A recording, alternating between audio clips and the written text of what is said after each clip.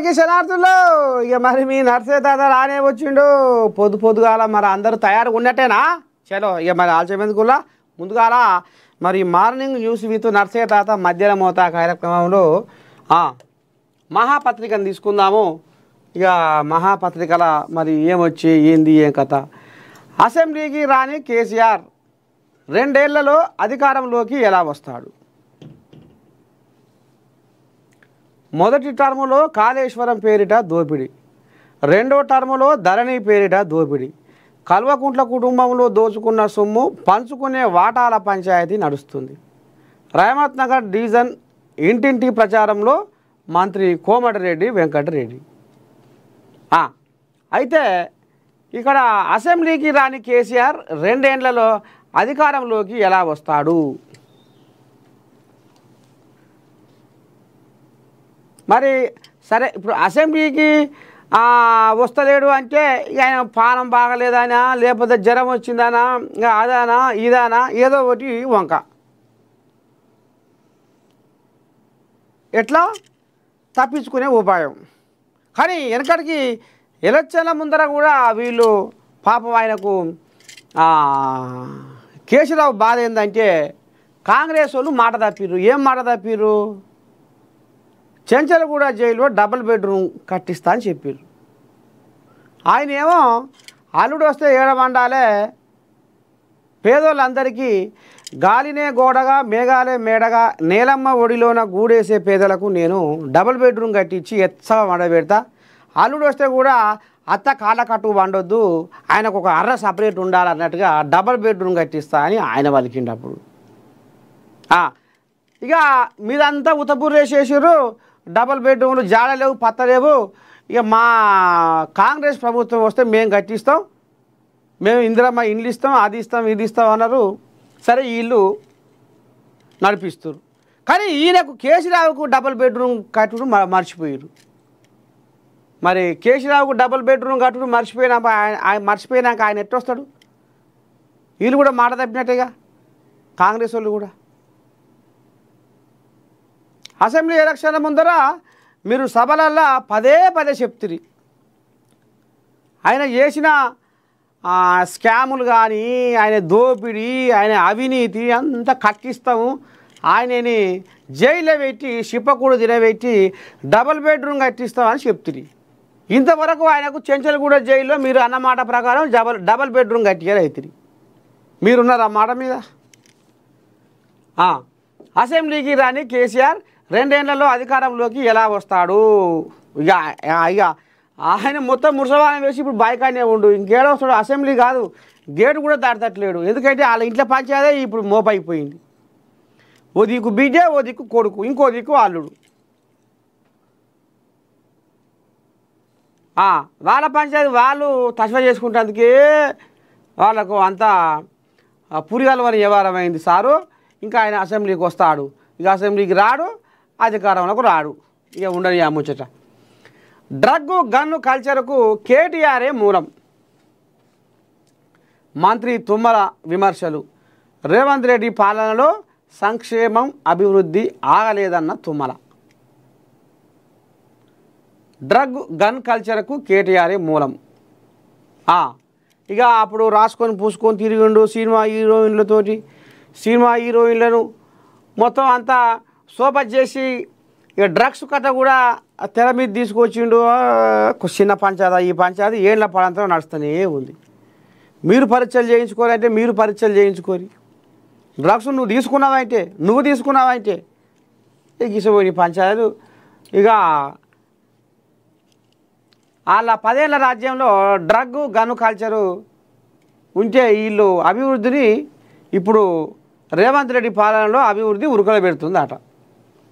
ఎవరంటారు? మంత్రి తుమ్మల అంటుండు. సరే సారు, మంచిది. యువతకు డేటా మత్తు, మీకు ఉద్యోగాలు కావాలా, ఇన్స్టాగ్రామ్ కావాలా?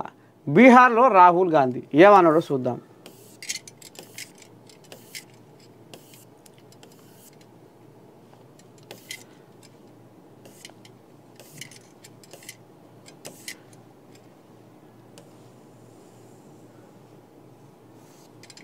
ఇక్కడ ఉంది ఇది.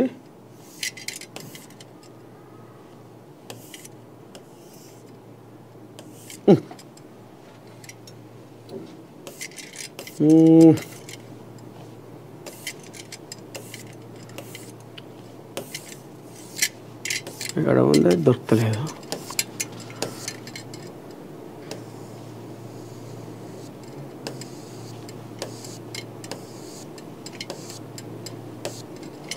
సరే, బీహార్లో తొలి దశ పోలింగు పూర్తి.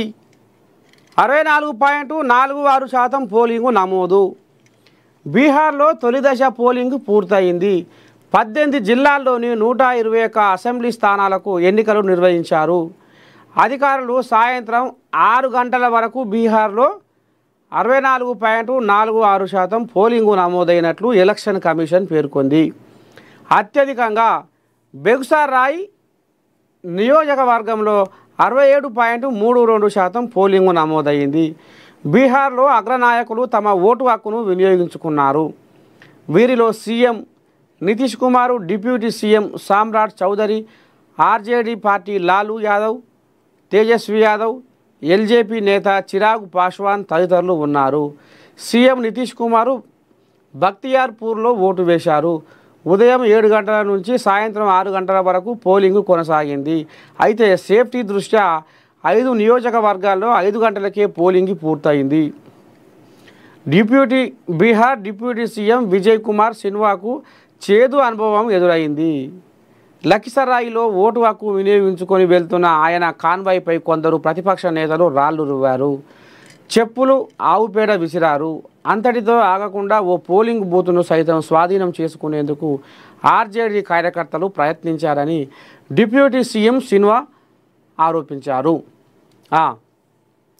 ఇక యువతకు డేటా మత్తు, మీకు ఉద్యోగాలు కావాలా, ఇన్స్టాగ్రామ్ కావాలా, బీహార్లో రాహుల్ గాంధీ. మొత్తానికి బీహార్లో తొలి దశ పోలింగు పూర్తయింది. ఇక రెండో విడత కూడా ప్రారంభం కాబోతుంది. మొత్తానికైతే రాహుల్ గాంధీ దొంగ ఓట్లు అని పదం పాడుకుంటా దొంగ ఓట్లతోటే బీజేపీ వాళ్ళు గెలుస్తుర్రు. ఈసీ ఎలక్షన్ కమిషన్ వాళ్ళకు మద్దతు తెలుపుతుర్రు, సపోర్ట్ చేస్తుర్రు. ఎలక్షన్ కమిషన్ చేయబైతే బీజేపీ గెలుస్తుంది. హర్యానాలో మేము గెలవాలనుకుంటే, మేము గెలిచే అవకాశం ఉంటే అది కూడా వాళ్ళు ఎగరేసుకుపోయిర్రు. మొత్తానికి దొంగ ఓట్ల కథ, దొంగ ఓట్ల భాగవతం. మొన్న ఇక ఎంతమంది పేరు మీద ఎన్ని దొంగ ఓట్లు ఉన్నాయో పూర్తి ఆధారాలతో బయట పెట్టింది పెద్ద మనిషి. ఒక ఆమె బ్రెజిల్ మోడల్ పేరు మీద అనేక రకాల ఇక మరి ఇప్పుడు ఆమె తెర మీదకి వచ్చి మాట్లాడుతుంది. నా మీద ఎందుకు లేనిపోని దొంగ ఓటు మీరు ఇచ్చేసి పిచ్చి పిచ్చి వేషాలు వేస్తున్నారు అని ఇప్పుడు ఆ పొల్ల కూడా శరానికి వచ్చింది. నా బతికేందో నన్ను బతకనేది, ఎందుకు నా మీద మీరు దొంగ ఓట్లు ఇచ్చేసి నన్ను బదనాం చేస్తున్నారని ఆమె కూడా ఇప్పుడు శరానికి వచ్చి మాట్లాడుతుంది. ఈ దొంగ ఓట్ల కథ చల్లకుండా మరి దొంగ ఓట్ల మరి బీహార్లో ఇప్పటికైనా మరి మంచిగా జరిగినట్టేనా, లేకపోతే మళ్ళీ దొంగ ఓట్ల కథ ముంగడికి వచ్చిందా అనేది చూడాలి. మరి రేపు ఎంత పంచాదో ఏం కథ. ఇగో గోపీనాథ్ చావుకు కేటీఆరే కారణం, నా కొడుకు మృతి ఆయన సమాధానం చెప్పాలి. దివంగత నేత మాగంటి గోపీనాథ్ తల్లి సంచలన ఆరోపణ. ఒకసారి గోపీనాథ్ తల్లి ఏమంటుందో, ఓ పిల్లగా గోపీనాథ్ తల్లి ఏమంటుందో ఒక్కసారి ఇందాము.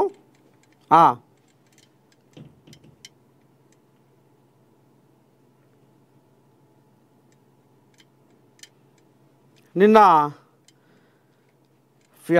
కుటుంబ సర్టిఫికేట్ కోసము ఇగో చనిపోయే వరకు మాగంటి గోపీనాథ్ అంటే అందరికీ రెస్పెక్ట్. ఆయన అట్టాగే బతికాడు, మేము ఎప్పుడు బయటకు రాలేదు. నేను ఎడ్యుకేటెడ్, మంచి చెడు అన్ని, నేను ఎప్పుడు బయటకు రాలేదు. అతను చచ్చిపోవటం వాళ్ళు చచ్చిపోవటం కాదు, తావే ఒక మిస్టరీ చేశారు. ఏం జరిగింది చెప్తుంది. మాగంటి గోపీనాథ్ చనిపోయే వరకు మాగంటి గోపీనాథ్ అంటే అందరికీ రెస్పెక్ట్. ఆయన అట్టాగే బతికాడు, మేము ఎప్పుడు బయటకు రాలేదు. నేను ఎడ్యుకేటెడ్, మంచి చెడు అన్ని నేను ఎప్పుడు బయటకు రాలేదు. అతను చచ్చిపోవటం, వాళ్ళు చచ్చిపోవటం కాదు, చావే ఒక మిస్టరీ చేశారు. ఏం జరిగింది చెప్పండి. ఇదంతా మరి కేటీఆర్ గారి వల్లే జరిగిందని నేను జవాబు ఆయనే చెప్పాలి నాకు. ఎందుకంటే ఒక హాస్పిటల్లో ఉన్నాడు, చచ్చిపోయాడని కొంతమంది అంటున్నారు. చూడండి, మిమ్మల్ని పంపించలేదు, హాస్పిటల్లో ఉన్నప్పుడు పంపించలేదు. స్టాండర్డ్ గా ఆ తల్లి అన్న వదిన రాకూడదు లోపలికి, ఎక్కడికి ప్రెమిసెస్ రాకూడదని, ఐయూసీ ప్రెమిసెస్ రాకూడదు. వస్తే ఏమవుద్ది తల్లి వస్తే తర్వాత అక్కడ ఉన్న వాళ్ళకి కూడా ఏమి ట్రీట్మెంట్ జరుగుతుందో వాళ్ళకి చెప్పొద్దు. అసలు జబ్బు చేసిందే నాకు తెలియకుండా హాస్పిటల్కి తీసుకెళ్ళిందే నాకు తెలియదు.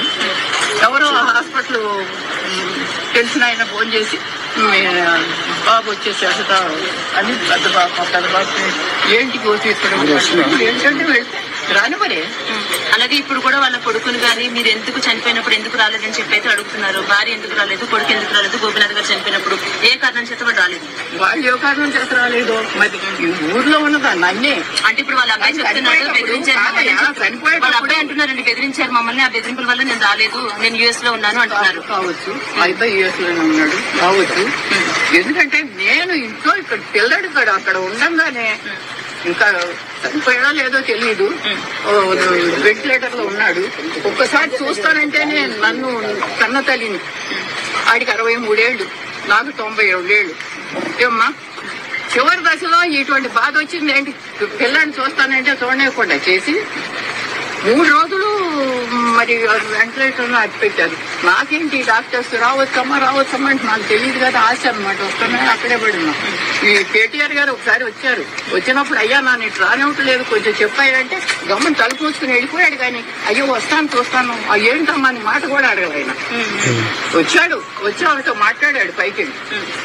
వాళ్ళు వేరే రూమ్ లో ఉన్నారు, అది మాట్లాడి అక్కడ పరిగెత్తారు.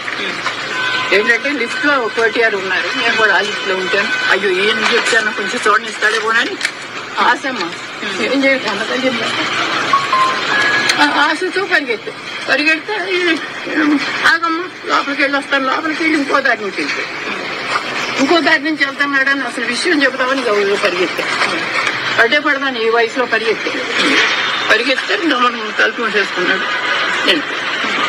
అయ్యో ఒక్క మాట అయ్యా బాబు, ఒక్క మాట అయ్యా. వచ్చారు. మరి ఆయన వచ్చే వరకు ఈ చనిపోయిన బాడీని ఎందుకు కట్టి పెట్టారా అన్నది ఆయనకి తెలియదు.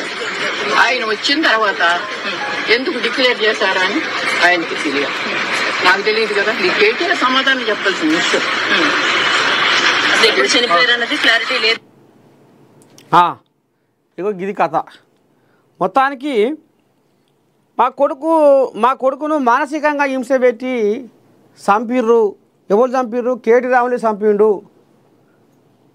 కేటీ రాములే మా కొడుకును చంపిండు అనే కాడ తీసుకొస్తుంది కన్న తల్లి. కనీసం తల్లి కొడుకు ముఖం చూద్దాం, సాగు బతుకుల్లో కొట్టుమిట్టాడుతున్న కొడుకును చూద్దామన్న తల్లికి ఆమె కన్న ప్రేమను దూరం చేసిండట రాములు. ఇప్పుడు స్వయాన ఇది ఆమంటున్న ముచ్చటే. ఇగో గోపీనాథ్ చావుకు కేటీఆరే కారణం, నా కొడుకు మృతి ఆయన సమాధానం చెప్పాలి. దివంగత నేత మాగంటి గోపీనాథ్ తల్లి సంచలన ఆరోపణ. జూబ్లీ హిల్స్ ఎమ్మెల్యే దివంగత నేత మాగంటి గోపీనాథ్ తల్లి చేసిన వ్యాఖ్యలు తెలంగాణ రాజకీయాల్లో పెను దుమారంగా మారాయి. గురువారం మాగంటి గోపీనాథ్ తల్లి మాట్లాడుతూ అసలు తన కొడుకు ఎలా ఎందుకు చనిపోయాడు కూడా తమకు తెలియదన్నారు. తన కొడుకు ఆసుపత్రిలో 3 రోజులు ఐసీయూలో ఉన్నాడని ఇతరులు చెప్తే తెలిసిందన్నారు.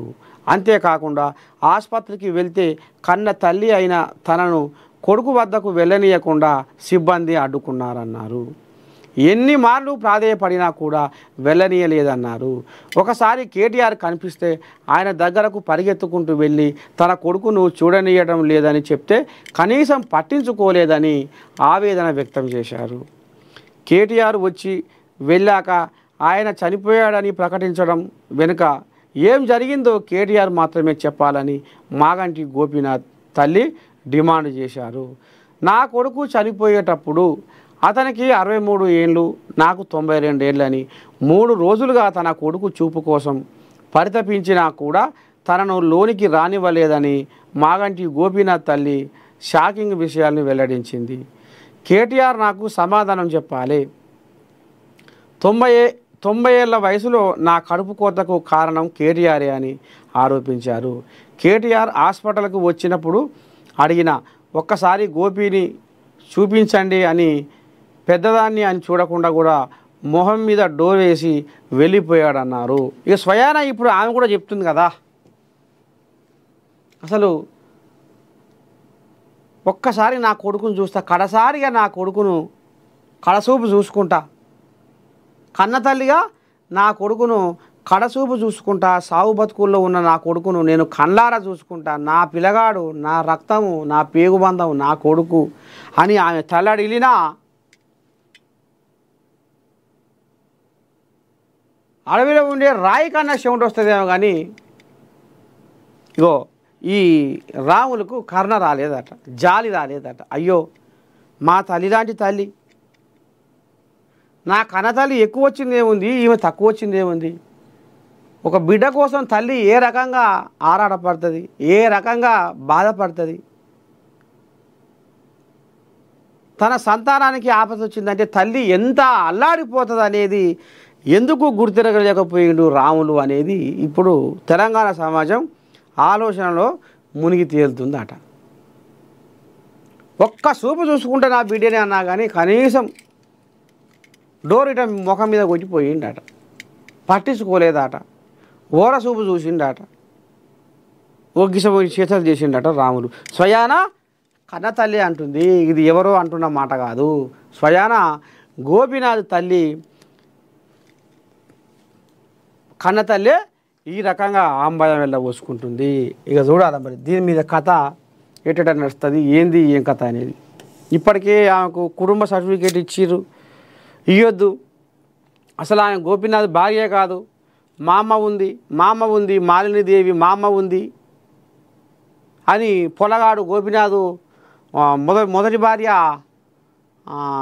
కొడుకు తారక్ ప్రద్యుమ్న ఏదో అమెరికాలో ఉంటాడట, ఆ పొలగాడు కూడా ఇప్పుడు కారాల మీద నూరుతుంది. మా కుటుంబం మనిషి కానే కాదు, ఆమెకు సర్టిఫికేట్ ఎట్లా ఇస్తారు రెవెన్యూ వాళ్ళు అని ఇప్పుడు ఆయన పంచాయతీ మోపి చేస్తుంది. ఎట్టెట్టవుతుందో ఏందో చూడాలి పంచాయతీ.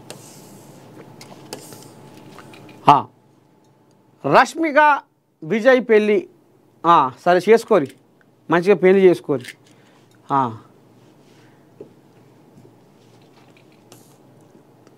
క్లైమాక్స్ చక్రం తిప్పుతున్న సీఎం రేవంత్.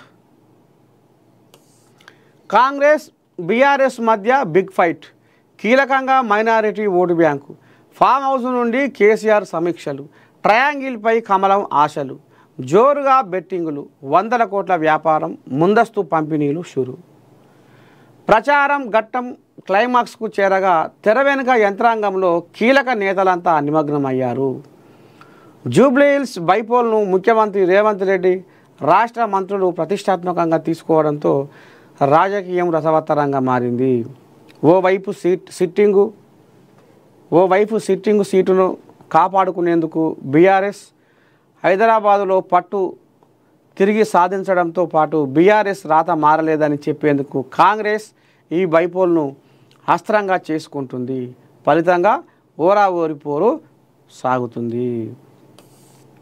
జూబ్లీహిల్స్లో గెలుపు మనదే, జోరుగా బెట్టింగులు. ఇక ఇప్పుడు బీఆర్ఎస్ గెలుస్తుందా, కాంగ్రెస్ గెలుస్తుందా, లేకపోతే బీజేపీ గెలుస్తుందా? ఎవరు గెలుస్తారు? నీదే మాట, నాదే మాట, ఇంకోది ఏ మాట, ఇట్లా బెట్టింగులు కూడా పెడుతున్నారట ఈ జూబ్లీహిల్స్ ఎలక్షన్ మీద.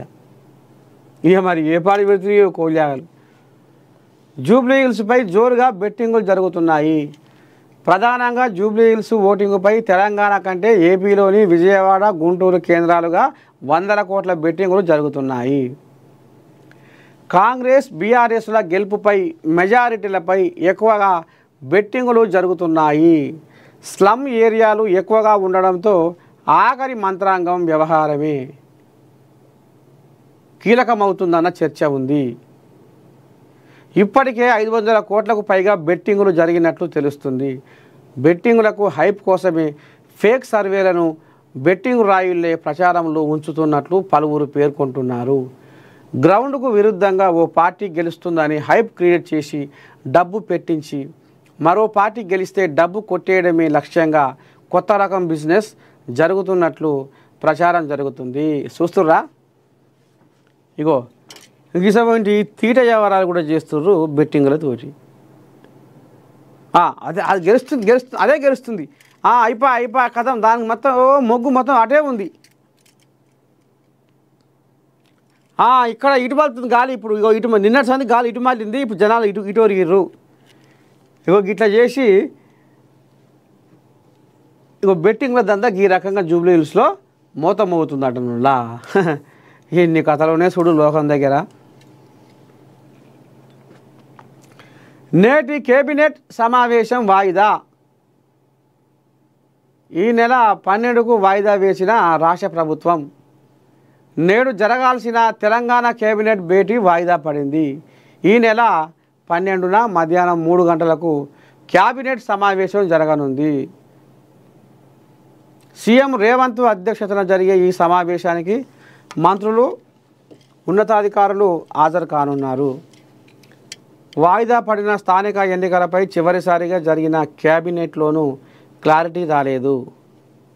నవంబర్ 7న జరిగే మంత్రివర్గ సమావేశంలో తుది నిర్ణయం తీసుకోవాలని ప్రభుత్వం నిర్ణయించింది. కానీ శుక్రవారం జరగాల్సిన కేబినెట్ సమావేశాన్ని ఈ నెల 12వ తేదీకి ప్రభుత్వం వాయిదా వేసింది. స్థానిక ఎన్నికల్లో పోటీ చేసేందుకు అమల్లో ఉన్న 2 పిల్లల నిబంధనను ఎత్తివేస్తున్నట్టు గత కేబినెట్ సమావేశం సందర్భంగా ప్రకటించిన సంగతి తెలిసింది. తెలంగాణ పంచాయతీరాజ్ చట్టం 2018లోని సెక్షన్ 21ని తొలగించేందుకు కేబినెట్ ఆమోదం తెలిపిందని మంత్రి పొంగులేటి శ్రీనివాసరెడ్డి వివరించారు.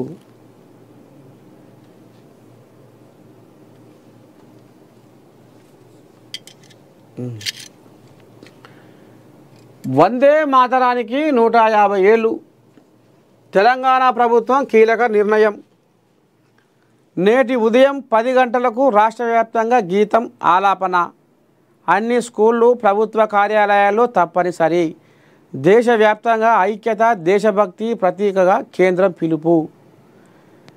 దేశభక్తిని, జాతీయ ఐక్యతను ప్రతిబింబించే వందే మాతరం గీతానికి 150 సంవత్సరాలు పూర్తయిన వేళ తెలంగాణ ప్రభుత్వం రాష్ట్ర వ్యాప్తంగా ప్రతి పాఠశాలలో, ప్రభుత్వ కార్యాలయాల్లో, కలెక్టరేట్లలో నేటి ఉదయం 10 గంటలకు వందే మాతరం. వందే మాతరానికి 150 ఏళ్ళు. ఇక మరి ఇది అంతటా ఇప్పుడు మోత మోగియాలే, ధరణి దద్దరిల్లేలా, దిక్కులు పిక్కటిల్లేలా వందే మాతరం గీతం ఆలాపన చేయాలని సర్కారు కూడా ఆర్డర్ చేసింది.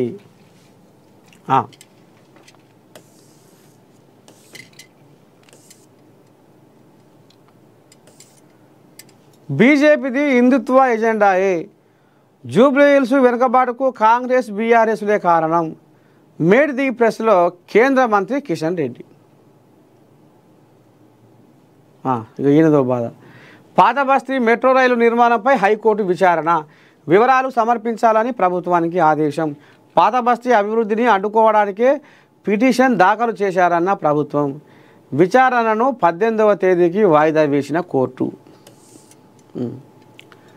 ముస్లిం టోపీ పెట్టుకునే పరిస్థితి వస్తే తల నరుక్కుంటా. అయ్యా, కాంగ్రెస్ నేతలు టోపీలు పెట్టుకొని పాకిస్తాన్ను జోకుతున్నారు. కవిత, మీ నాన్న జాగ్రత్త. కేటీఆర్కు వావి వరుసలు లేవు, నువ్వే చూసుకో. చిన్న పెద్ద, ముసలి ముతక అనే తేడా లేదు. గోపీనాథ్ చావుకు కేటీఆరే కారణమని వారి తల్లే చెప్పిన మాట. దానిపై రేవంత్కు దమ్ముంటే గోపీనాథ్ చావుపై విచారణ జరిపించాలి. బీజేపీ బోరబండ సభలో కేంద్ర మంత్రి బండి సంజయ్ సంచలన వ్యాఖ్యలు చేశారు. ఎన్నికలు రాగానే ముస్లింల టోపీ పెట్టుకోవడం కాంగ్రెస్ నేతలకు అలవాటైపోయిందని, ఎక్కడ ఎన్నికలు వచ్చినా ముస్లిం టోపీ పెట్టుకోవడం, పాకిస్తాన్ను పొగటం వంటివి చేస్తారని కేంద్ర మంత్రి బండి సంజయ్ సంచలన వ్యాఖ్యలు చేశారు. జూబ్లీహిల్స్ ఉప ఎన్నికలో భాగంగా బీజేపీ ఆధ్వర్యంలో గురువారం జరిగిన బోరబండ సభలో ఆయన మాట్లాడారు. టోపీ పెట్టుకునే రోజు కనుక వస్తే నేను తల నరుక్కుంటా అని హాట్ కామెంట్ చేశారు. ఇంకేమన్నా ఈ కోయిలాగా చూద్దాం.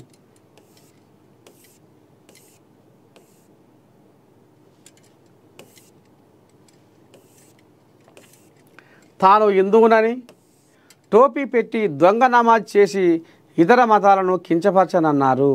దివంగత మాగంటి గోపీనాథ్ చావుకు కేటీఆరే కారణమని గోపీనాథ్ తల్లి చెప్పిన మాట ఇదని గుర్తు చేశారు. రాష్ట్ర ముఖ్యమంత్రి రేవంత్ రెడ్డికి దమ్ముంటే గోపీనాథ్ చావుపై సమగ్ర విచారణ జరిపించాలని డిమాండ్ చేశారు. కేటీఆర్కు వావి వరుసలు లేవు, చిన్న పెద్ద ముసలి ముతక అనే తేడా లేనే లేదని సంచలన ఆరోపణలు చేశారు. ఆయన సీఎం పదవి కోసం ఏమైనా చేసే రకమన్నారు. కవిత మీ తండ్రి వద్దకు పోయి అప్పుడప్పుడు బాగోగులు చూసుకో అంటూ సూచించారు. రాష్ట్రంలో ఏనుగులు తినేటోడు పోయి పీనుగలు పీక తినేటోడు వచ్చిండన్నారు. ఓవైసీ చెప్పిన పౌరుషం లేని దద్దమ్మలు కాంగ్రెస్ వాళ్ళు. ఎంఐఎం నాయకులు చైన్ స్నాచర్స్ వాళ్ళతో జాగ్రత్త అంటూ కీలక వ్యాఖ్యలు చేశారు. పొరపాటున కాంగ్రెస్ వాళ్ళు గెలిస్తే ఆడవాళ్ల మెడలో ఉన్న మంగళసూత్రం కూడా గుంజుకుపోతారు, జాగ్రత్త అంటూ వ్యాఖ్యానించారు. కాళేశ్వరంలో 1,00,000 కోట్ల అవినీతి జరిగితే 9,000 కోట్లపైనే సిబిఐ విచారణ ఎందుకు కోరినట్లు అని ప్రశ్నించారు. 1,00,000 కోట్ల అవినీతిపై సిబిఐ విచారణ కోరే దమ్ముందా అంటూ కాంగ్రెస్ను నిలదీశారు. మేము పీసీ ఘోష్ కమిషన్ వేసి సిబిఐకి అప్పచెప్తే ఇంతవరకు కేంద్ర పౌరులు జోలపాట వాడి నిద్రపోతున్నారు కానీ సప్పులే సరిలేదు అని వీళ్ళు అంటారు కాంగ్రెస్ వాళ్ళు. ఇక ఈ బీజేపీ వాళ్ళు గిట్లా అంటారు. 1,00,000 కోట్ల అవినీతిపై సిబిఐ విచారణ కోరే దమ్ముందా అంటూ కాంగ్రెస్ను నిలదీశారు. 1,00,000 కోట్ల కోసం 1,00,000 ఓట్ల కోసం ఓవైసీ సాకుతున్న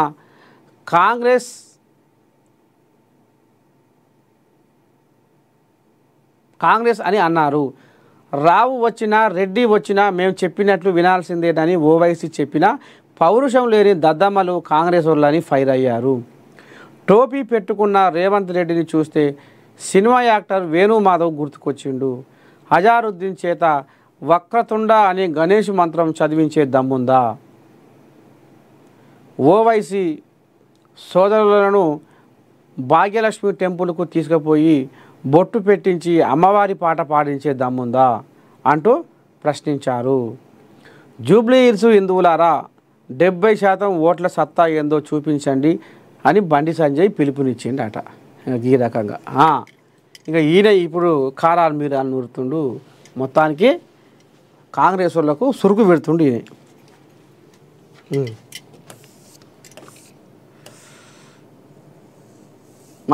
ఇగో జూబ్లీహిల్స్లో గెలుపు మనదే, కాంగ్రెస్కు సానుకూల వాతావరణం, టైం లేదు, ప్రచారంలో మరింత దూకుడు వెంచుర్రి, ఏ నిర్లక్ష్యం కూడా వద్దు, పార్టీ నేతలు కలిసికట్టుగా పనిచేయాలి, బీఆర్ఎస్ ఫేక్ ప్రచారాన్ని తిప్పికొడుతూ స్ట్రాంగ్ కౌంటర్ ఇవ్వాలి, అభివృద్ధి సంక్షేమ కార్యక్రమాలను విస్తృతంగా ప్రచారం చేయాలి. సమీక్షా సమావేశంలో మంత్రులకు సీఎం రేవంత్ కీలక సూచనలు. మీరు ఏం చేస్తారో ఏం కథో మొత్తానికి జూబ్లీహిల్స్లో మన కాంగ్రెస్ జెండా ఎగరాలి, కాంగ్రెస్ జెండా ఎగరాలి. ఈ రకంగా ఆంబాయం వెళ్ళబోసుకుంటుండు. ఇన్ని రోజుల దాకా చేసిన ప్రచారం ఒక ఎత్తు, ఈ 2-3 రోజులలో చేసే ప్రచారం ఒక ఎత్తు అని మంత్రులకు, ఎమ్మెల్యేలకు, ఎంపీలకు, చోటా మోటా నాయకులకు ఒక్క తిరగ చెప్తుండు, సిరుగ చెప్పినట్టు చెప్తుండు. జూబ్లీహిల్స్ ఉప ఎన్నికను కాంగ్రెస్ పార్టీ ప్రతిష్టాత్మకంగా తీసుకుంది. అలాగే ఉప ఎన్నికలో విజయంపై ముఖ్యమంత్రి రేవంత్ రెడ్డి పూర్తి ధీమా వ్యక్తం చేశారు. బైపోల్కు సమయం దగ్గర పడుతున్న వేళ క్యాంపును పటిష్టం చేయడానికి ఆయన మంత్రులు కీలకంగా నాయకులతో సమీక్షా సమావేశం నిర్వహించారు. ఈ సమావేశానికి పిసిసి అధ్యక్షుడు మహేష్ కుమార్ గౌడ్, ఉప ముఖ్యమంత్రి బట్టి విక్రమార్క, పార్టీ రాష్ట్ర వ్యవహారాల ఇన్ఛార్జి మీనాక్షి నటరాజన్, అలాగే పలువురు మంత్రులు హాజరయ్యారు.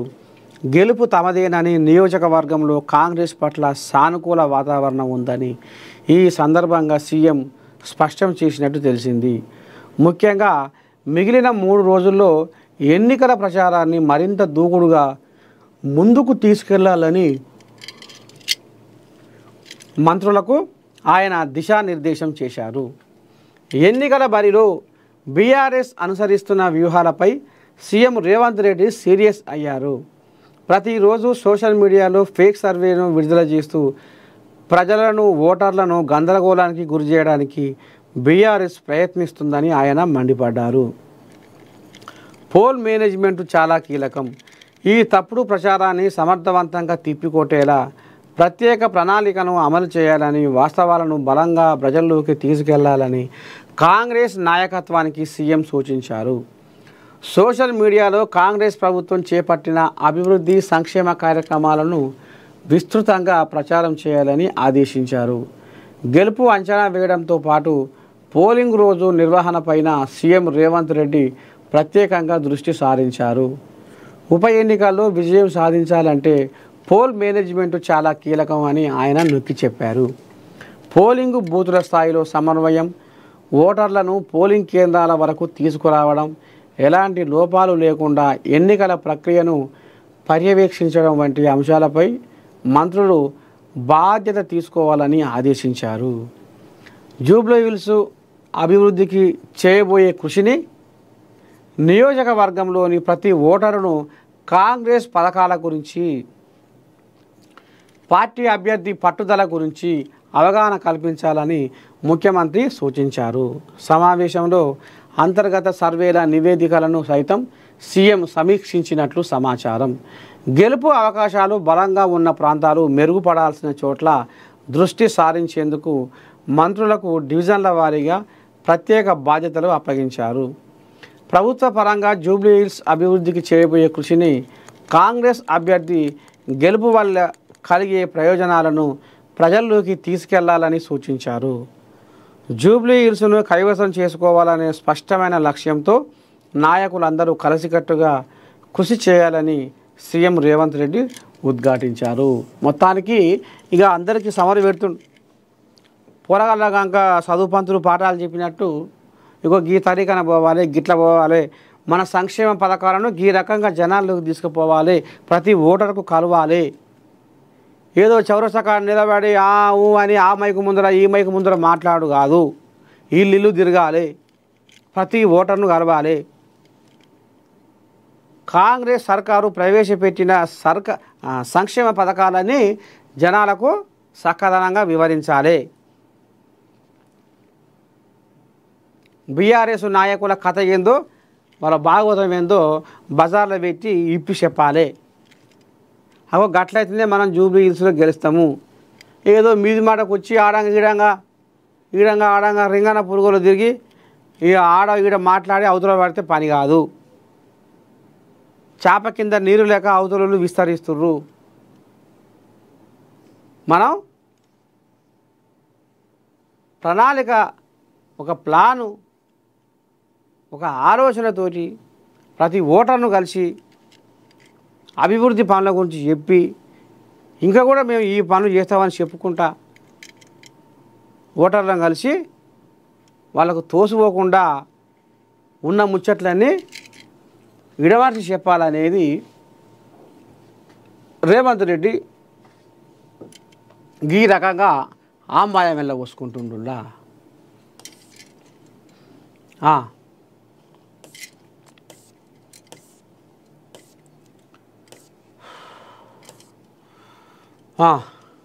కోమటిరెడ్డి అసెంబ్లీకి రాని కేసీఆర్ 2 ఏళ్లలో అధికారంలోకి ఎలా వస్తాడు? జూబ్లీహిల్స్ ఉప ఎన్నిక ప్రచారంలో భాగంగా కాంగ్రెస్ పార్టీ అభ్యర్థి నవీన్ యాదవ్కు మద్దతుగా రేవంత్ నగర్ డివిజన్లో రాష్ట్ర రోడ్లు, భవనాలు, సినిమాటోగ్రఫీ శాఖ మంత్రి కోమటిరెడ్డి వెంకటరెడ్డి గురువారం ఇంటింటి ప్రచారం నిర్వహించారు. కాంగ్రెస్ అంటే సంక్షేమం, అభివృద్ధి అని పేద ప్రజలను కడుపులో పెట్టుకొని కాపాడుకునే పార్టీ కాంగ్రెస్ మాత్రమేనని మంత్రి అన్నారు. బస్తీల్లో పేదలకు మంచి జరగాలంటే కాంగ్రెస్ పార్టీ అభ్యర్థిని పెద్ద మెజార్టీతో ఆశీర్వదించాలని, స్థానికంగా ఉన్న సమస్యలు అన్నీ ముఖ్యమంత్రి రేవంత్ రెడ్డి మంత్రులు అందరం కలిసి సమిష్టిగా పరిష్కరిస్తామని వారికి హామీ ఇచ్చారు. ఏళ్ల తరబడి పేరుకపోయిన సమస్యలు పరిష్కారం చేసుకునేందుకు జూబ్లీ హిల్స్ ప్రజలకు దక్కిన గొప్ప అవకాశం అన్నారు. ఒరిజినల్ సర్వేలు అన్నీ కాంగ్రెస్ గెలుస్తుందని చెప్తున్నాయని, దీంతో బీఆర్ఎస్ నేతలు పూర్తి నైరాశ్యంతో మాట్లాడుతున్నారని, వారి మోసపు మాటలు నమ్మొద్దని ఓట్లను కోరారు. కాంగ్రెస్ హయాంలోనే హైదరాబాదు మహానగర సమగ్ర అభివృద్ధి జరిగిందని మంత్రి పునరుద్ఘాటించారు. ఇవాళ లక్షల మంది ఐటీ ఉద్యోగులు ఉన్నారంటే దిగ్గజ కంపెనీలు హైదరాబాదు వచ్చేలా అంకురార్పణ చేసిందే కాంగ్రెస్ అన్నారు.